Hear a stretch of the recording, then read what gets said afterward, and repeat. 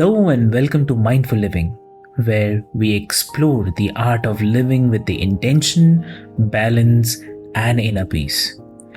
I am Avik, your host, guiding you through conversations on health, meditation, mental well being, mindfulness, and the mind body connection. Each episode features expert insights to help you grow, heal, and thrive. So, take a deep breath, relax, and join us on this journey to a more mindful and fulfilling life. So, let's get started.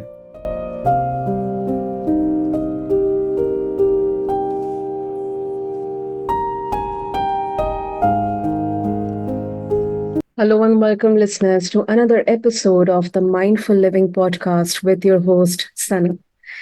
Today, we are diving into an incredible story of resilience, reinvention, and radical transformation.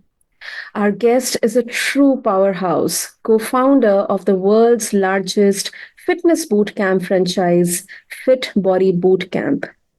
He's not just a trailblazer in the fitness industry, but also a living example of how to overcome life's toughest challenges with grit, determination, and a bulletproof mindset. From living in his car during high school to completely revolutionizing the fitness and personal training industry, his journey is nothing short of epic.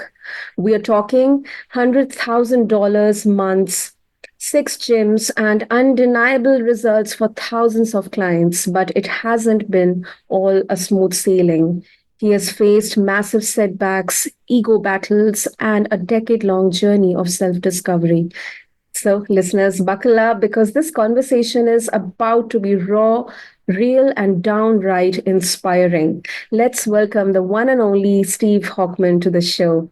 So, Steve, welcome to the show, and it is an absolute honor to have you with us today. Thank you for having me on. Great. So, Steve, from living in a car during your senior year in high school to now co founding the world's largest bootcamp franchise, could you walk us through this journey? How it all began into the world of fitness? Yeah. To go really fast through it, when I was about 5 years old, I realized that I'm so sorry. When I was about 5 years old, I realized that I had something just different, something off with me. And it turns out that actually, when I was a little kid, I had Tourette syndrome really bad. That's that neurological disorder where you basically make these like noises and words and body tics and all that stuff. And so really all the way up through until my freshman year of high school, I was kind of a loner because I was just so different. And back then, especially, no one even knew what that was, like the Tourette's thing, like it was not very popular. Luckily, I don't know if, somehow I grew out of it, which does, some people are lucky enough to sort of grow out of it, or if I just sort of willed it away.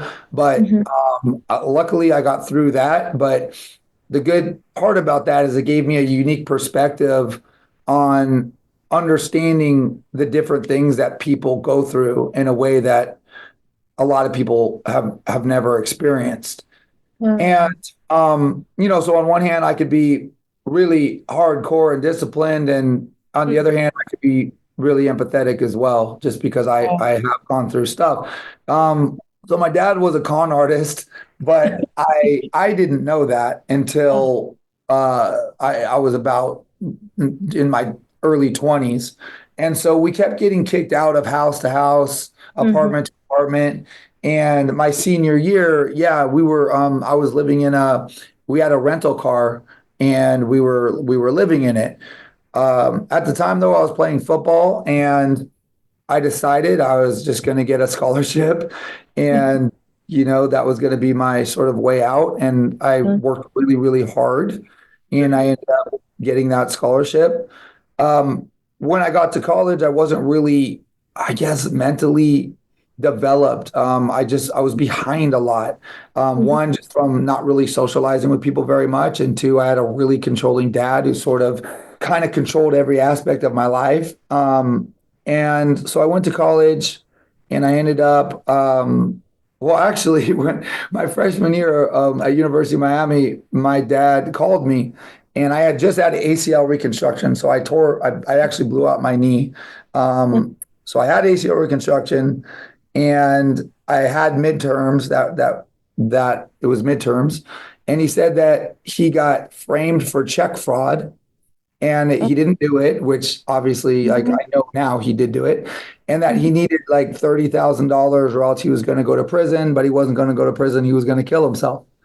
So, so I was, here I am at 18 years old with a busted knee, trying to get this money for my dad, which of course I couldn't get. Mhm. And, so I ended up trying to pull an all-nighter with my midterms and I took a bunch of caffeine pills and I ended up having this massive anxiety attack. And, you know, I was sitting there in a meeting, a football meeting, and my heart started pounding. I was blacking out. They took me to the hospital and they finally figured out it was the caffeine pills. So I thought I would just go home and go to sleep, go to the dorms and sleep, and wake up the next day and it'd be fine. But something happened where for the next 10 years, I had like 10 to 15 of these anxiety attacks a day just for no reason. As in 10 to And 15 every day. every day. Yeah, every day I could never take a deep breath. I could never, like my chest was always tight. My heart would just start racing out of control. I would start not passing out, but almost blacking out. And that went on for 10 years. And finally, my senior year of college, I actually dropped out.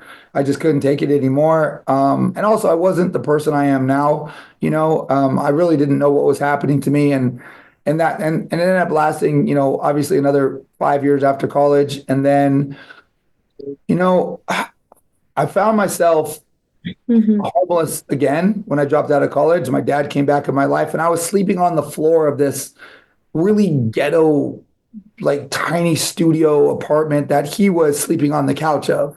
So it wasn't even his apartment. And I remember this is the moment where everything changed, where it was in Fontana, California. And for anyone who has never been to Fontana, if you end up in Fontana, you made a mistake because it's a really bad place to be.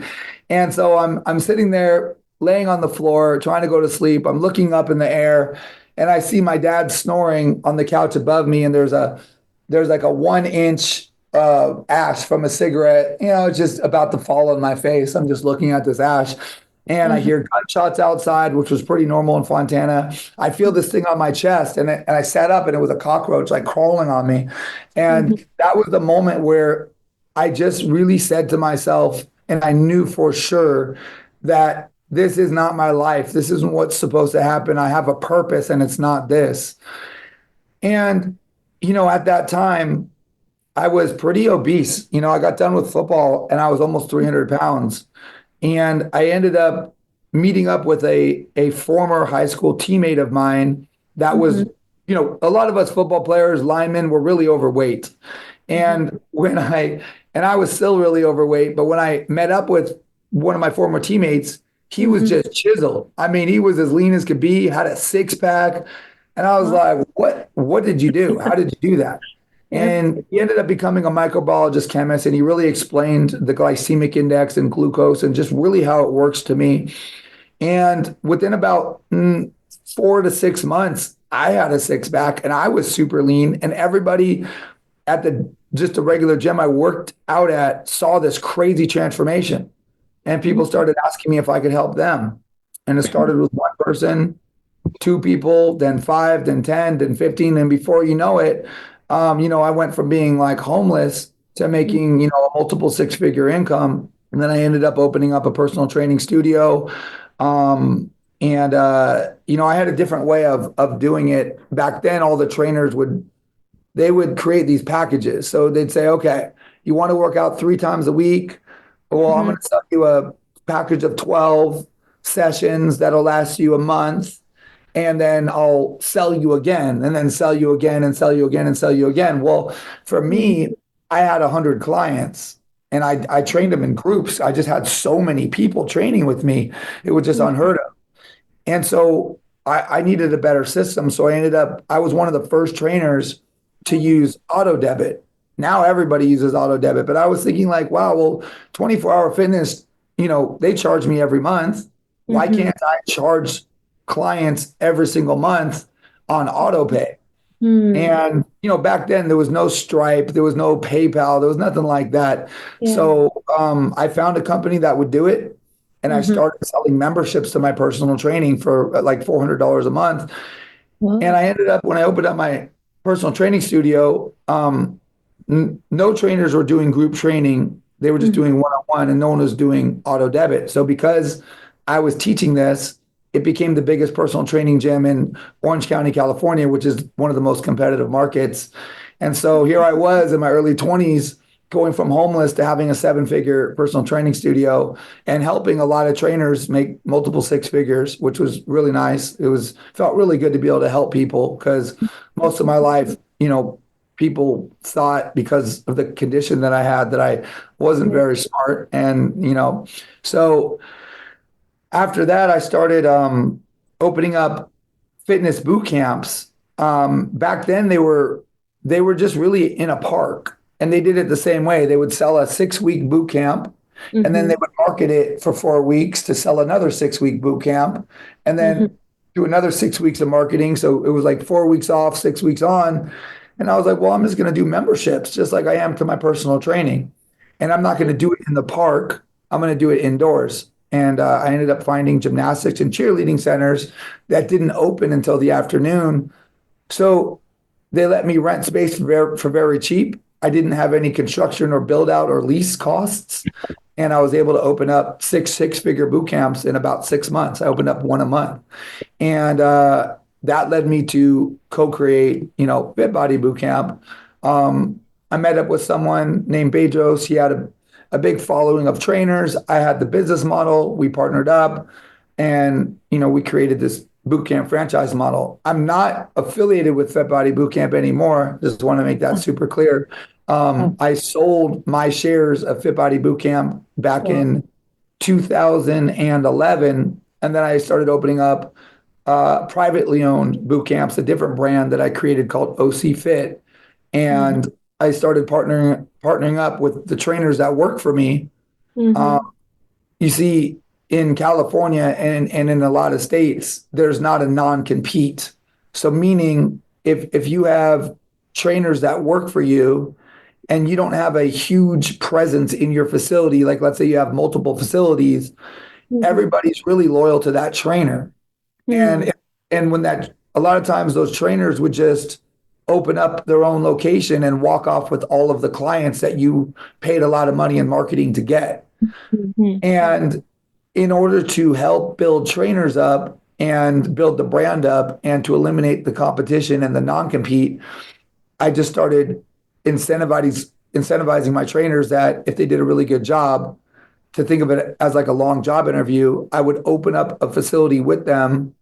They would be the majority owner of that facility, and it would be like their baby. So I would do all the back end, all the marketing, and all the strategic stuff, and they would just be there to run it. And so I created another new business model with that. And so that That's kind of you know I guess that sort of brings us almost up to present day. yeah.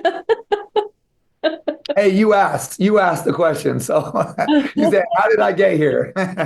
Definitely. I think this could have been another, kind of episode on its own, but it started with just like it was sounding just like a script of a autobiography or a biography, from such humble beginnings, with so much of ups and downs, starting from rock bottom to now creating revolutionary business models. And also the best part, when you concluded, is what how relevant that problem is with individual trainers, and how you are helping them to create a brand of their own, but also help them strengthen their backends. So I think you're solving multiple problems at the same time. So thank you so much for giving us such a quick summary of your whole journey to the present. You're welcome. I don't know, it was not quick, but thank you. And another, I don't know if our listeners would agree with it, but I feel that, that kind of vulnerability and empathetic um, feeling when you were telling about sharing your journey. So I think that kind of resonates with all our listeners as well. Behind every strong business person there is a human, there's a person who has had a lot of tough moments, a lot of difficult moments, struggles to fight within, and they came out of it, and they transformed it, they transformed their lives. So yeah. Yeah, and I think really the reason why anyone does anything, including starting a business or multiple businesses, is to seek happiness. Yep. And the thing is about happiness, and I think this is the problem right now in our society, is Mm-hmm. that a lot of people don't understand that happiness requires perspective. Yeah. So, meaning, if you're hitting the pleasure button 24/7, it stops having an effective result Correct. because there's nothing to compare it to. A lot of times being happy is the relief of being in some sort of pain or discomfort. Like a lot of people, ask me like, why do I work out so hard? Obviously, health and fitness and strength, but when you do a really hard workout, the contrast to that hard workout is the relief of that pain, of that positive pain. And in that relief of pain, you find happiness. And right now, a lot of people, like most people's lives, in America, 70% of people are obese. And Mm. it's coming close to like 50% of people are becoming either diabetic or pre-diabetic. Yeah. And, I think what happens is, people sleep in because it feels better to sleep in than to wake up early and maybe work out. And Mm. then they go to work, and most people do the least amount that they have to do to keep their job, and to try to have the most pleasure at work. And then they go home and maybe stop by and get some fast food because it would Yeah. feel good, it tastes good. And then they watch TV because it feels good. And then they eat some more, chips or what dessert because it feels good. And then they go to sleep and sleep in because it feels good. And then they wonder why they're depressed. And the reason they're depressed is because they have removed the contrast in their life. And I always tell people you could either choose your pain or pain will choose you, Mm. and so for me, um, it just felt like all the pain that I went through of being homeless, having Tourette's, and just all sleeping on the floor with the ash about to fall on my head, just all those things, having anxiety for 10 years, the relief of that makes me so much more able to appreciate my life and what I do have. And Absolutely. I wonder if I grew up with everything and didn't have all these adversities, if I would find as much happiness as I do now. Absolutely true. Absolutely true. Wonderful, wonderful, Steve. So you talk about having three simple rules for getting results without counting calories all the time or starving yourself. Can you Yeah. share those three rules are and how they have reshaped how people approach fitness? Yeah. So, to be honest, I know this might sound like a big number or a small number. I've only really helped with this a couple thousand people. I want to reach in the millions of people because I just want to be of service and help people. Mm. And one of the thing that got this whole thing started in the fitness industry for me was, how did I get lean so fast? And I'm 50 now, so how have I been one of the only people that was almost 300 pounds to go down to single digit body fat percentage and stay that way for 25 years Mm.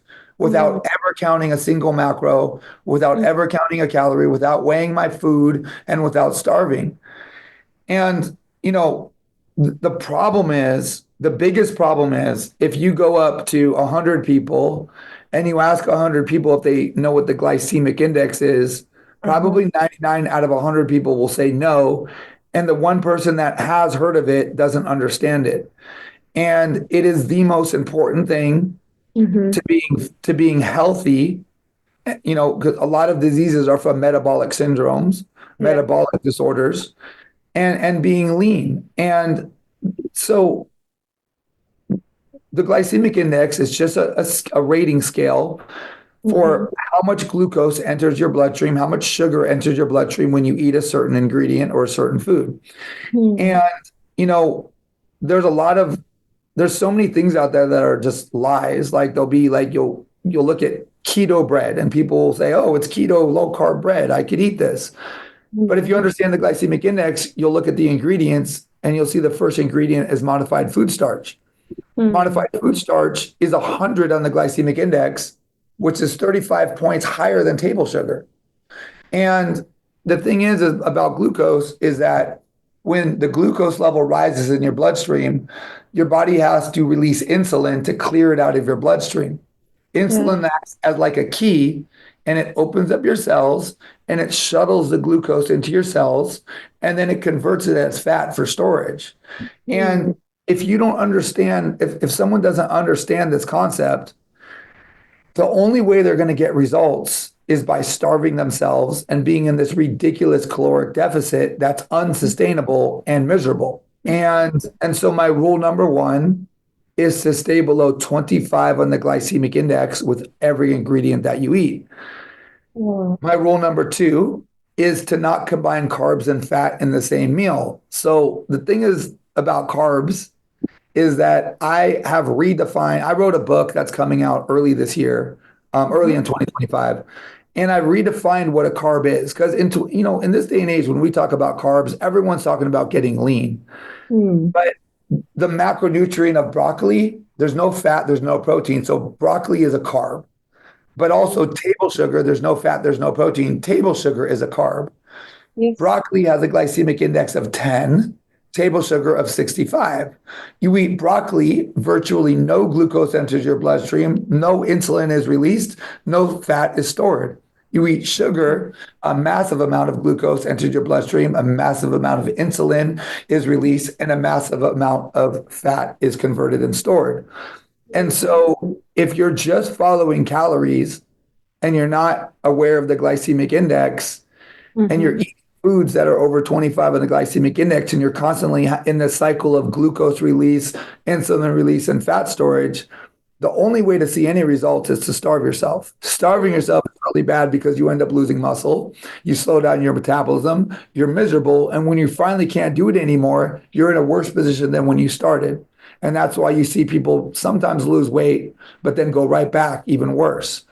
So when I say don't combine carbs and fat in rule number two, it's to not combine any food over 25 on the glycemic index with fat. And the reason why is the insulin that also absorbs the glucose absorbs fat as well. So if you have fat floating in your bloodstream and glucose, insulin will absorb both of those and then you'll store double fat.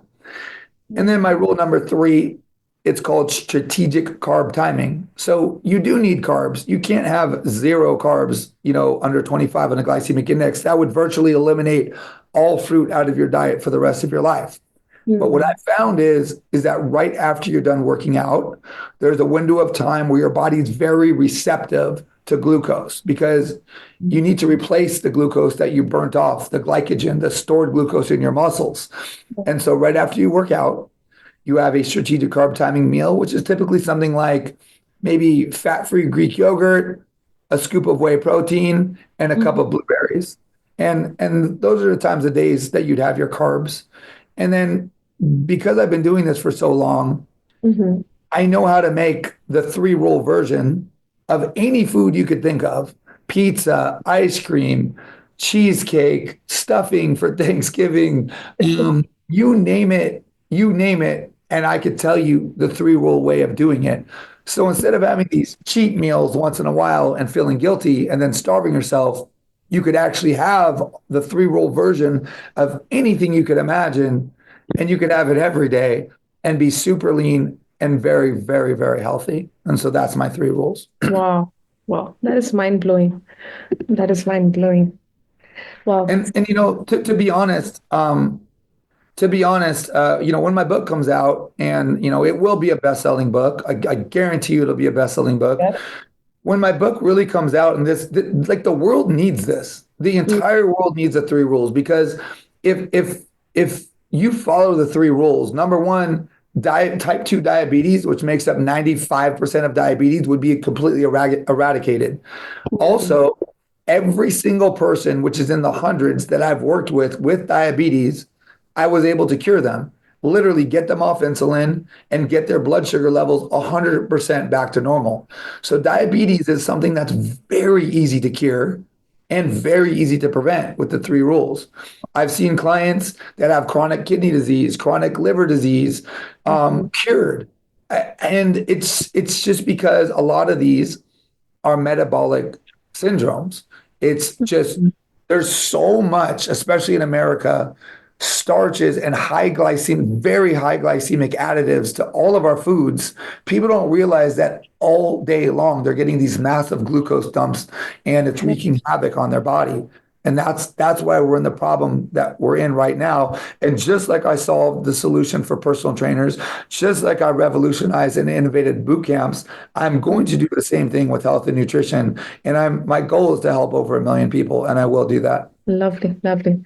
That's the conviction. I think this can set a great example for all of our entrepreneurs and founders who are out there to identify problems, solve them for not only thousands but millions of people, and help everyone out there. Also, uh, connecting their mission and vision with their personal journey as well, like you have done it, Steve. So, thank you so much, first of all, for sharing your incredible journey from overcoming adversity to now bringing revolution in the fitness industry. And finally, if our listeners, they want to connect with you, explore more about your work, and also they would love to get access to your upcoming book, how they can do that. Yeah, the best way right now is just to follow or message me on Instagram. And my Instagram handle is stevehochman.driven.